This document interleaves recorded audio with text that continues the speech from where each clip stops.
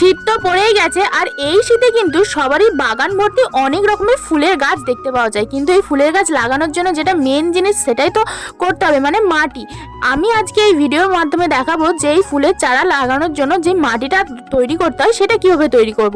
তো চলো এই ভিডিওটা শুরু করা যাক। প্রথমে দেখো, আমি এখানে মাঠের জমির যে মাটি সেটা নিয়েছি, সেটাকে ভালো করে শুকনো করে এবং গুঁড়ো করে নিয়েছি, এবং একটা চালনির সাহায্যে ভালো করে চেলে নিচ্ছি যাতে একদম কোনো ময়লা না থাকে এবং গুঁড়ো যে ঝুড়ো মাটিটা সেটা বেরিয়ে আসে। এরপর নিয়েছি আমি শুকনো গোবর সার, এগুলোকে কিন্তু আমি ভালো করে শুকিয়ে নিয়েছি অনেক দিন ধরে, আর এটা পুরনো গোবর সার।